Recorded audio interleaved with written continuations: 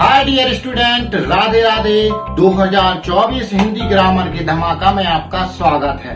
तो रस चैप्टर की जो शुरुआत मैंने की थी उसका ये है तीसरा वीडियो। तो पहले वीडियो में हम लोगों ने पढ़ा कि रस किसे कहते हैं। दूसरे वीडियो में हमने पढ़ा कि रस के कितने प्रकार होते हैं। और ये दोनों वीडियो में आप लोगों के लिए इमेजिनेशन स्टडी के साथ मैंने आप लोगों के लिए रस की परिभाषा और रस के प्रकार बताए विद स्टोरी। और आई होप, मुझे बहुत आशा है कि आप लोगों को रस की परिभाषा और रस के प्रकार याद हो गए होंगे। चलिए तो चैप्टर को आगे बढ़ाते हैं।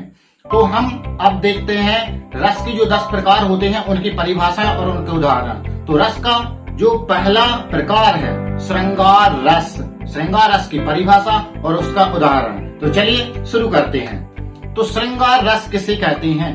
तो श्रृंगार रस होते हैं 2 प्रकार के, एक संयोग होता है और एक वियोग होता है। तो संयोग रस की जो परिभाषा है, जब नायक नायिका का मिलन होता है, जब नायक और नायिका मिलते हैं तब वहां पर क्या होता है? संयोग रस। और जब नायक नायिका बिछुड़ते हैं एक दूसरे से तब वहां पर होता है वियोग रस। जब मिल रहे हैं तो वहां पर क्या हो जाएगा? संयोग रस। और जब एक दूसरे से बिछुड़ रहे हैं तो वहां पर हो जाएगा वियोग रस। मैं आपको इस तरीके से डेफिनेशन बताने वाला हूं कि आप लोगों को बहुत अच्छे तरीके से याद हो जाएगी।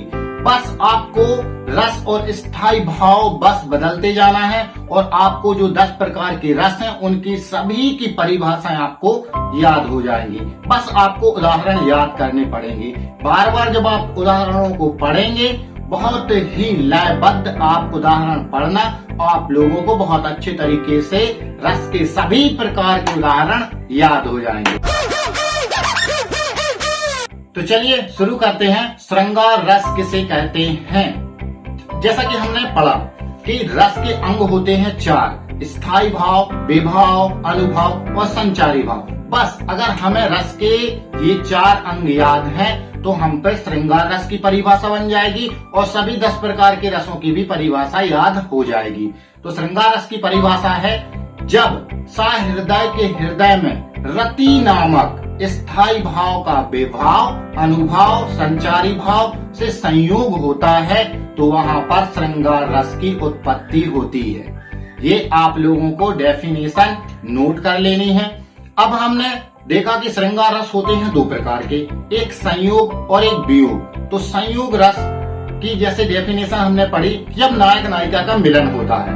तो यहाँ पर हम उदाहरण देखते हैं कि जब नायक नायिका का मिलन होता है तो इसके लिए कौन सा उदाहरण है? तो इसके लिए उदाहरण है कि बतरस लालच लाल की मुरली धरी लुकाए, सौह करे भौहनी हंसे, देन कहे नटी जाए। यहाँ पर क्या हुआ है कि गोपियों ने श्री कृष्ण की बांसुरी को छुपा कर रख दिया है। श्री कृष्ण की बांसुरी को छुपा कर रख दिया है, इसलिए कि हम बांसुरी छुपाएंगे तो इसी बहाने श्री कृष्ण से बातें करने का मौका मिल जाएगा, एक अवसर मिल जाएगा ताकि श्री कृष्ण हमसे बातें करें। तो इस उदाहरण को आप नोट कर लीजिए, इसको बार बार पढ़िए, आपको यह भी याद हो जाएगा।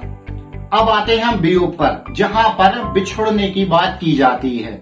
तो यहाँ पर उदाहरण है, सब बंधुन को सोच तजी, तजी गुरुकुल को नेह, हाँ सुशील सुत किमी कियो, अनंत लोक में गेह। अर्थात हे सुशील, हाय सुशील बेटे, तूने सब बंधुओं की चिंता को त्याग कर गुरुकुल के प्रेम को भी त्याग दिया है और तू परलोक का पथिक हो गया है। इस तरीके से आपको इस वियोग का भी उदाहरण याद हो जाएगा। इसको अपनी कॉपी में नोट कर लीजिए और बार बार इसे याद कीजिए, आपको बहुत अच्छे तरीके से याद हो जाएगा। और जैसा कि हमने परिभाषा पढ़ी तो सिर्फ आपको रस के 4 अंग बस याद रखने हैं, आपको 10 प्रकार के रस की परिभाषा बहुत अच्छे से याद हो जाएगी। इसी तरीके से हम आगे बढ़ते हैं अगले रस पर।